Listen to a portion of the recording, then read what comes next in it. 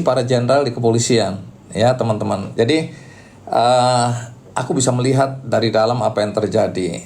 Tapi sekarang kita mau bahas bagaimana kemarahan publik menciptakan satu standar baru di dalam moral, mengatur moral. Nah, ada juga, ini kan kita bahas pamer harta dulu. Ini teman-teman tolong klarifikasi, aku nggak ngikutin dengan baik. Katanya Menteri Pariwisata punya standar untuk kalau ke daerah harus beli air galon, ya, di ridersnya misalnya dicantumkan. Untuk apa air galon? Untuk mandi. Tapi teman-teman, aku kurang percaya ya. Kadang-kadang berita ini nggak keruan. Sudah dibantah juga sama Kementerian Pariwisata bahwa itu hoax ya. Itu 1000% nggak benar. Nggak ada menterinya itu mau mandi dengan air galon. Tapi satu waktu aku pernah ngalamin ada artis yang mau diundang ke satu acara. Dalam ridersnya juga dia minta disediakan air dengan merek yang dia minta, betul-betul air galon dengan merek tertentu untuk dia mandi. Memang mungkin kita berbaik sangka lah, mungkin mereka ini alergi ya, alergi air tertentu misalnya, sehingga harus air tertentu juga untuk mandi. Jadi kita berbaik sangka lah teman-teman, mungkin dia punya alergi. Nah, kemudian yang menarik juga ada teman-teman yang mulai bikin akun-akun yang mengontrol ya gaya pamer kekayaan dari menteri-menteri atau pejabat-pejabat. Apa namanya? Cabinet Culture, IDN ya kalau nggak salah ya. Dan kemudian banyak lagi. Nah, ini menarik juga. Jadi sekarang kita mengontrol perilaku pejabat kita. Kalau dulu nggak mau dikontrol, tapi setelah peristiwa demonstrasi yang luar biasa ya, kemudian Nepal, kemudian Filipina, kemudian di Prancis ya, semua intinya adalah itu terakhir di negara tetangga kita Timor Leste teman-teman. Nah, ini ada kelompok penekan menurut aku. Ini bagus sekali. Rakyat menekan pimpinan negara ini untuk berperilaku ya berempati, berperilaku lebih proper, lebih benar gitu ketimbang apa yang kita lihat selama ini. Jadi ini satu fenomena, kita nggak boleh kehilangan momentum. Karena begitu kita kehilangan momentum, bangsa ini kan bangsa pelupa ya. Ini negeri-negeri dongeng aku bilang. Jadi bangsa yang pelupa, nanti tiba-tiba akan kembali lagi normal. Termasuk strobo, ini menarik. Mulai digulirkan ini oleh anggota DPR juga, tapi aku nggak tahu apakah ini bisa direalisasikan, undang-undang anti flexing. Aku nggak tahu, teman-teman ada yang setuju nggak undang-undang anti flexing? Ada aturan-aturan. Nah, cuma ini bagaimana mengatur ya, baju batasnya berapa ya, kemudian naik mobil harusnya mobil yang seperti apa, kemudian jam tangan harus jam tangan yang berapa, harganya apakah kita bisa atur ya, anggota DPR, pejabat-pejabat di kementerian. Nah, ini aku cerita sedikit ya. Mungkin ada teman-teman baik di sini yang belum tahu atau belum pernah nonton wawancaraku. Jadi ingat nggak waktu anaknya seorang pejabat bea cukai flexing, kemudian bapaknya diusut, ternyata tanda kutip korupsi, dan waktu itu Ibu Sri Mulyani sebagai menteri kan kemudian mengeluarkan larangan untuk seluruh pegawai Kementerian Keuangan tidak boleh naik motor gede, moge. Karena waktu itu kan anaknya pakai motor gede, flexing, kemudian dilarang seluruh pegawai Kementerian Keuangan naik moge. Nah, waktu wawancara nih teman-teman, aku kan mewakili juga orang-orang yang mempertanyakan. Walaupun tuh kelihatan lagi panas ya waktu itu, sehingga nadanya tinggi sekali wawancaraku dengan Bu Sri Mulyani. Jangan salah sangka, aku berteman baik dengan Bu Sri Mulyani ya. Pernah ke rumahnya juga, kenal suaminya. Tapi waktu wawancara kan aku mencoba juga mewakili ya suara-suara masyarakat waktu itu. Jadi aku bilang begini teman-teman. Aku bilang, Bu Menteri, kalau saja nih aku adalah karyawan atau pegawai Kementerian Keuangan, aku ini orang jujur sekali, tidak korupsi. Aku menabung dari gajiku waktu ke waktu, 1 tahun, 2 tahun. Karena apa? karena aku ingin sekali beli motor gede. Kira-kira begitu, impianku dari kecil. Nah, aku nabung nih sekian tahun. Setelah sekian tahun, akhirnya uang itu terkumpul dan aku beliin moge nih. Aku baru beli moge, tahu-tahu menterinya melarang seluruh pegawai Kementerian Keuangan naik moge. Noh, bagaimana nih aku? Aku pertama tidak korupsi, aku juga bukan orang kaya, tapi aku bermimpi satu hari aku bisa beli mobil yang aku idolakan atau aku inginkan, aku impikan sejak aku kecil. Lalu harus bagaimana? Apakah aku tidak punya hak untuk naik moge yang aku beli dengan keringatku tanpa mencuri uang orang lain, dengan dengan tingkat penderitaan untuk menghemat, dan akhirnya aku bisa beli dan dilarang. Nah, jawaban Bu Sri Mulyani menurut aku ya, ini benar pada konteksnya ya teman-teman, konteksnya. Sebagian besar mungkin teman-teman jengkel juga kalau lihat ada moge iring-iringan touring gitu. Wah, bom bom bom bom bom bom. Kayaknya kita jengkel. Nanti aku jelasin. Aku berteman juga dengan teman-teman yang naik moge dan mereka bilang, aduh gimana ini ya. Tapi panjang. Nanti kembali ke Bu Sri Mulyani ya.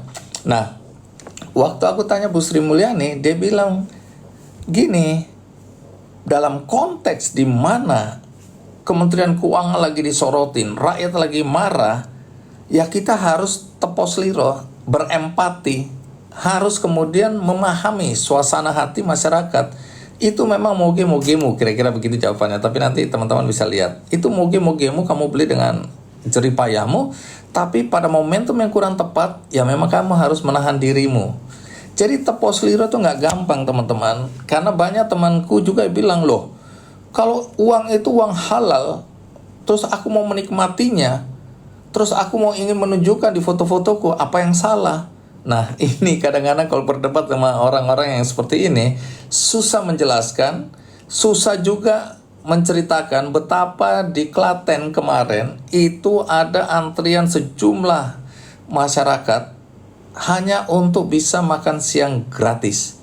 Jadi gap yang luar biasa ini tidak dipahami oleh orang-orang yang memang kehilangan hati nurani.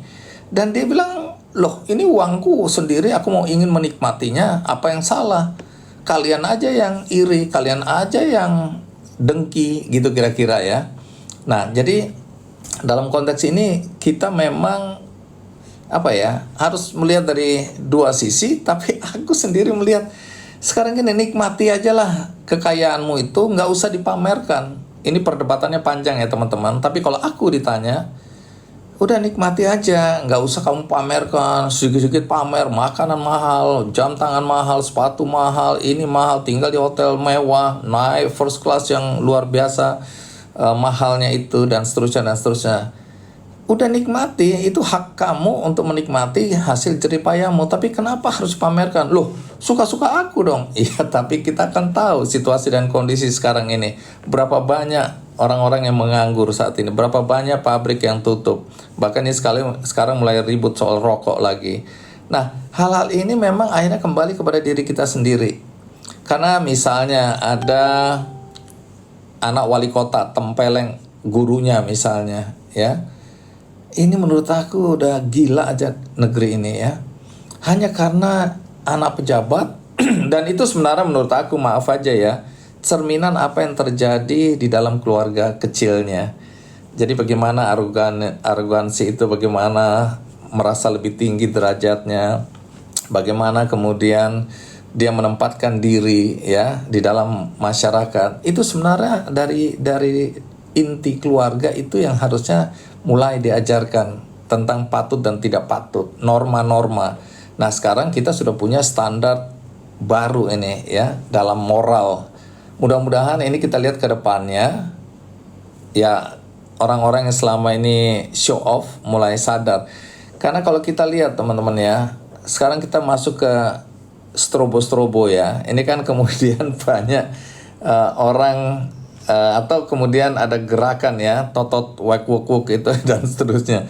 Bagaimana kita berhasil juga nih, rakyat berhasil mendorong sehingga pihak kepolisian bahkan untuk patwal-patwal ya, pasukan pengawal itu juga sekarang tidak membunyikan strobo ya. toleransi rame di pagi hari. Kalau jalanan macet, aku juga kadang-kadang berpikir udah gila ini.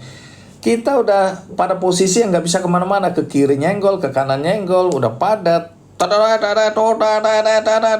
Aku bilang udah mau bagaimana? Apa aku harus kemana ini? Emang aku bisa ke atas? Kan nggak bisa. Tetap aja dia paksa kita untuk minggir.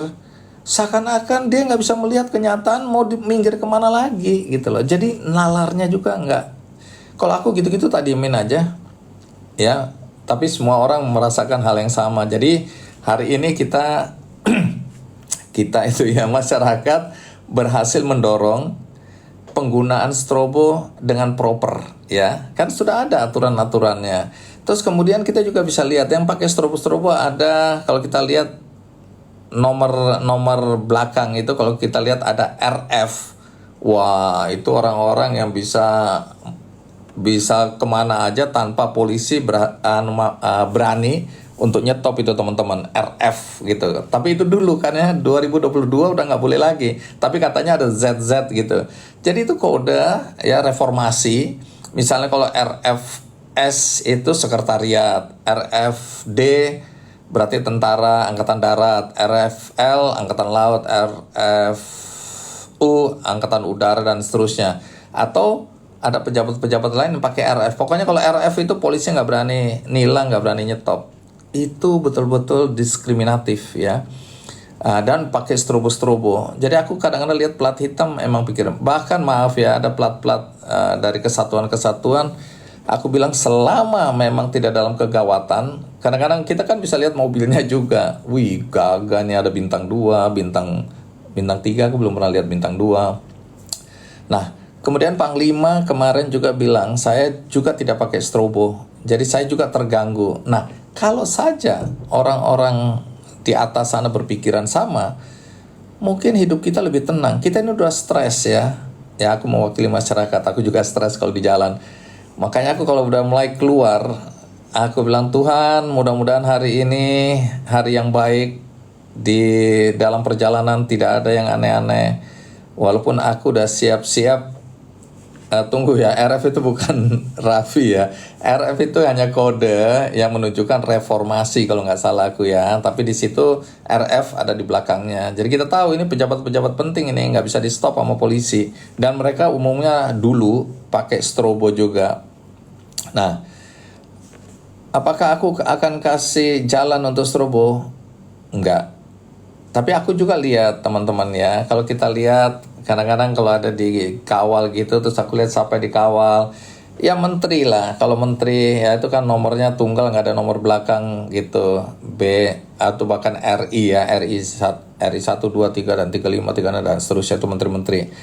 Mungkin juga aku menganggap sudahlah, kalau memang aku bisa minggir karena ini jalanan tanda kutip harus dilonggarkan, siapa tahu dia memang punya kepentingan yang kan kadang-kadang menteri harus lari kiri, lari kanan dan seterusnya. Jadi aku masih mencoba sepanjang nalarku bilang ya memang ada ruang untuk dia masuk. Tapi kalau nggak ada, males. Terus kadang-kadang minta maaf ini, mobil biasa-biasa aja pakai strobo. Aku bilang ini pangkatnya apa? Ini orang jabatannya apa? Ini kok pakai strobo seperti ini?